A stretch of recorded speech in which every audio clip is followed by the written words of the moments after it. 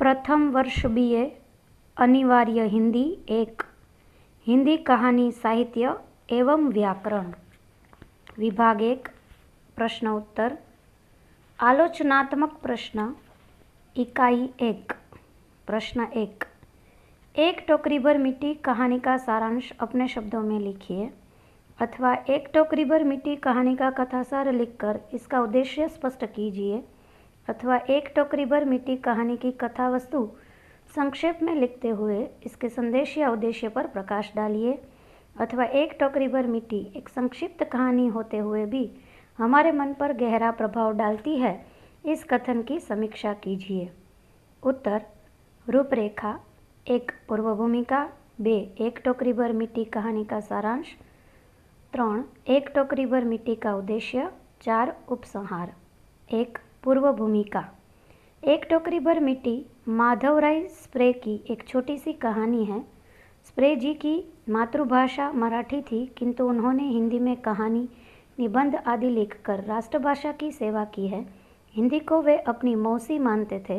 हिंदी कहानी साहित्य की प्रारंभिक कहानियों में स्प्रे जी की एक टोकरी भर मिट्टी को अग्रिम स्थान प्राप्त है। कुछ समीक्षक इसे पहली कहानी मानते हैं। एक टोकरी भर मिट्टी कहानी का सारांश। एक टोकरी भर मिट्टी एक संक्षिप्त कहानी है, आज की लघु कथा जैसी। वह एक गरीब अनाथ विधवा की दर्द भरी कहानी है। इस कहानी का आरंभ उस अनाथ विधवा की झोपड़ी और जमींदार के महल की चर्चा से होती है। जमींदार अपने महल का विस्तार करना चाहता है।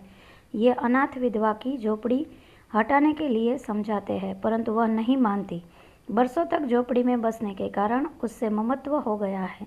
उसी झोपड़ी में रहते हुए अपने पति को परलोक की ओर विदा किया था और उसी में घंटों तक बैठकर अपने एकलौते पुत्र की मौत के लिए आंसू बहाए थे। अब अपनी पोती के साथ उस झोपड़ी में रहकर बुढ़ापा बिता रही थी। जब उसे मालूम हुआ कि जमींदार झोपड़ी हटाकर वहां अपना विशाल महल खड़ा करना चाहता है, तब से उसकी नींद हराम हो गई है। जमींदार ने देखा कि समझाने बुझाने से यह बुढ़िया न मानेगी, इसलिए उन्होंने अदालत का आश्रय लिया और वकीलों की थैली गरम करके झोपड़ी पर अपना कब्जा कर लिया। बेचारी बुढ़िया अपनी झोपड़ी छोड़कर पास पड़ोस में रहने लगी। एक दिन जमींदार उस झोपड़ी के आसपास टहलकर नौकरों को कामकाज की सूचना दे रहे थे कि वह अनाथ विधवा हाथ में एक टोकरी लेकर उनसे पास आ पहुंची और कातर स्वर में कहने लगी, महाराज, मैं झोपड़ी के लिए नहीं आई बल्कि टोकरी भर मिट्टी मांगने आई हूँ। जब से झोपड़ी छोड़ी तब से मेरी पोती ने खाना पीना छोड़ दिया है। झोपड़ी की जमीन से टोकरी भर मिट्टी ले जाकर उससे चूल्हा बनाऊंगी और रोटी बनाकर उसे खिलाऊंगी, तो वह अपनी भूख मिटाएगी। आप मुझे टोकरी भर मिट्टी ले जाने की आज्ञा दें। जमींदार के मन में दया आ गई और उन्होंने हामी भर दी। उस अनाथ विधवा ने रोते हुए टोकरी में मिट्टी भर ली और जमींदार से हाथ लगाने की प्रार्थना की। यह सुनकर पहले तो वो झुलझा उठे, पर बाद में टोकरी उठाने लगे। जमींदार के हाथ लगते ही न जाने क्या हुआ, टोकरी भारी हो गई। उन्होंने अपनी पूरी ताकत लगा दी, पर टोकरी अपनी जगह से एक हाथ भी ऊंची न हुई। आखिर वे लज्जित होकर बोले, नहीं, यह टोकरी हमसे न उठाई जाएगी। यह देखकर उस विधवा ने कहा, महाराज, नाराज न हो, आपसे एक टोकरी भर मिट्टी नहीं उठाई जाती और इस झोपड़ी में हजारों टोकरियां मिट्टी पड़ी है, उसका भार आप जन्म भर क्यों कर उठा सकेंगे। विधवा के ये शब्द सुनकर जमींदार की आंखें खुल गई। उन्होंने उस बुढ़िया को झोपड़ी वापस दे दी। यही कहानी समाप्त हो जाती है। इस सारांश से स्पष्ट होता है कि यह कहानी संदेश प्रदान अथवा उद्देश्य प्रदान है। 3 एक टोकरी भर मिट्टी कहानी का उद्देश्य। एक टोकरी भर मिट्टी कहानी एक अनाथ विधवा और एक जमींदार के संघर्ष की कहानी है। दूसरे शब्दों में यह गरीब अमीर के टकराव की कहानी है। इस समय पर हिंदी में अनेक कहानियाँ लिखी गई है और प्रायः सभी कहानियों में इस कहानी की तरह अंत में गरीब की जीत और अमीर की हार होती है। एक टोकरी भर मिट्टी में अमीर का प्रतिनिधित्व एक जमींदार करते हैं और गरीब का एक अनाथ विधवा। जमींदार के पास महल है तो और विधवा के पास झोपड़ी।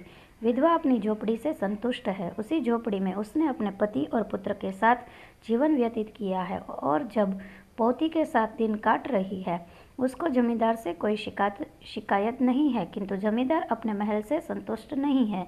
वे महल का विस्तार करना चाहते हैं, गरीब की झोपड़ी हटाना चाहते हैं। जब समझाने बुझाने से सफलता नहीं मिलती तब जमींदार चाल चलते हैं और कानून को खरीद कर झोपड़ी पर कब्जा कर लेते हैं।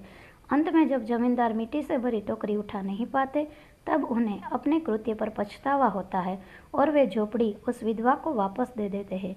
यह कहानी हमें संत तुलसीदास के इन शब्दों का स्मरण कराती है, तुलसी हाय गरीब की कभू न खाली जाए। कहानीकार समझाना चाहते हैं कि गरीब की हाय से ही टोकरी भारी हो गई थी।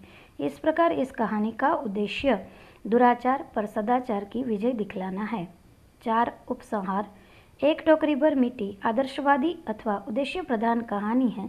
इसमें जमींदार और अनाथ विधवा को आमने सामने रखकर कहानीकार ने अमीर गरीब का संघर्ष प्रकाशित किया है। उन्होंने अंत में यह समझाया है कि जमींदार दौलत द्वारा कानून को खरीद कर झोपड़ी पर कब्जा पा लेते हैं किंतु उसकी टोकरी भर मिट्टी नहीं उठा पाते। इस दृष्टि से यह हृदय